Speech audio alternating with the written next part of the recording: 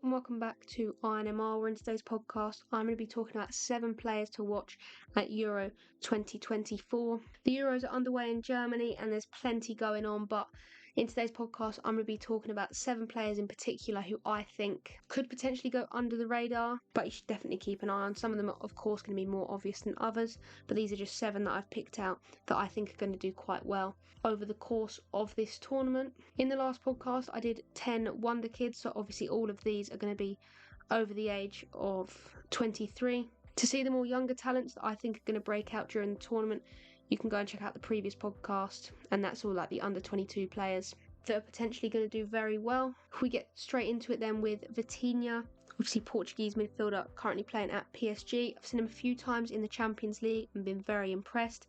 He created more chances than 91% of Liga midfielders last season. He likes to pick up the ball from deep and burst forward. Obviously with the young talent in the Portugal squad and of course the experienced players like Pepe, Cristiano Ronaldo, I can see Vitinha flourishing in that environment because his link-up play is so good. Obviously having him in a midfield with João Neves and Bruno Fernandes, I think that's a great mix for Portugal to do really well. But I think Vitinha is going to be somebody that maybe goes under the radar. I think Bruno Fernandes, everybody already knows how talented he is. João Neves, people are going to be surprised because he's a teenager.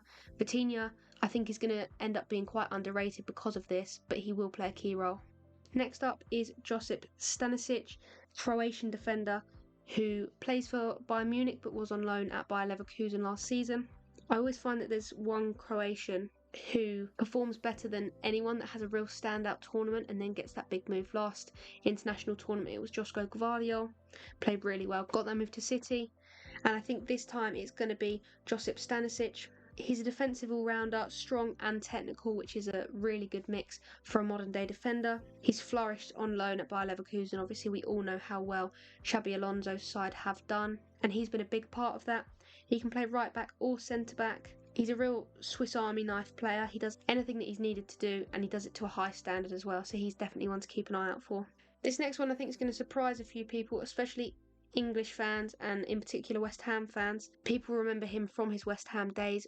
Really wasn't good at all. In his one season in the Premier League he scored 3 goals, which of course just isn't good enough. Made that move to Atalanta and he's ended up with 12 goals in 17 starts in Serie A and 6 goals in 11 Europa League games. Obviously just won the Europa League with Atalanta. He's honed his skills in Italy and is now a very dangerous presence in front of goal. So he's definitely one to keep an eye on because everyone's going to think that he's rubbish. The English fans are obviously going to have low expectations, but I do think he's going to do quite well. He's got a powerful strike, good in the air, a real all-rounder. He's come in to Atalanta and done what he was expected to do at West Ham and then exceeded that.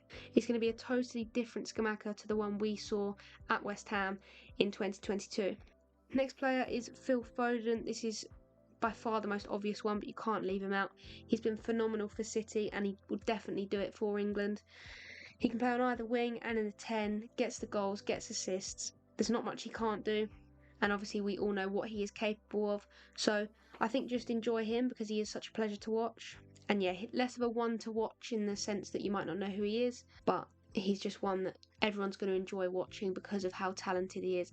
Andrew Lunin has been excellent at Real Madrid this season. He's Ukraine's goalkeeper as well. He stepped up for Madrid and was a massive part of their Champions League win. I think he was really unlucky not to play in the final. Of course, that was reportedly due to illness, but people are sceptical around that. I think this tournament Ukraine could cause a big upset. I spoke about that in my tournament predictions. I think Ukraine are a dark horse in this tournament. You know, if they get through to the group stages and they get a knockout game against a big European club, if they can manage to take that to penalties, I can see Ukraine winning it. In spot kicks, he is excellent. If you watched the game against Manchester City in the Champions League, he was brilliant. And I think, like we saw with, I believe it was France and Switzerland won on penalties. That was a massive shock. I can see Ukraine being that side to cause a big upset on penalties during this Euro campaign. Another Ukrainian player is Artem Dovbyk. I think he's going to be a big part.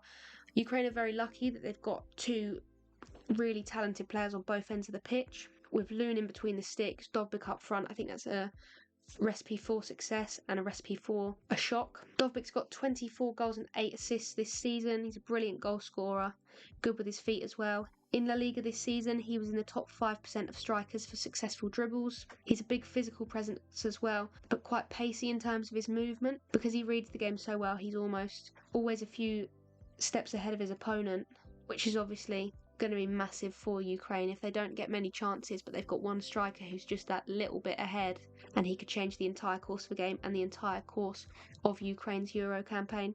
And yeah, as I say, two fantastic players on either end of the pitch for Ukraine, and Dovbyk is definitely one to look out for in front of goal.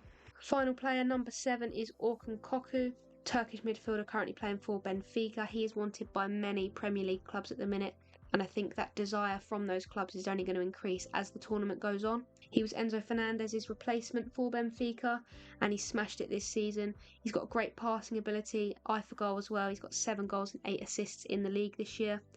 Created 52 chances for his teammates as well, which put him in the top 3% for that metric. Turkey are always put as the dark horses. I don't think they are, but I think they've got a few excellent players people don't know of yet, and they're going to very quickly find out about, and Koku is definitely one of them. So that's all 7 players, and that is where I'm going to end today's podcast. But there's plenty more you can go and watch, including that one I spoke about earlier, the 10 wonder kids that I think are going to explode during the Euros. For extra content, you can check out my website, which is inmr.journalist.co.uk. There's all sorts on there. There's match reports, all the Euro updates, analysis pieces, features, so much that you can go and check out on there. So that's inmr.football.co.uk. The link for that is also in the description. And if that's not enough, INMR is also on Instagram and X. That's just inmr.journalist on both of those.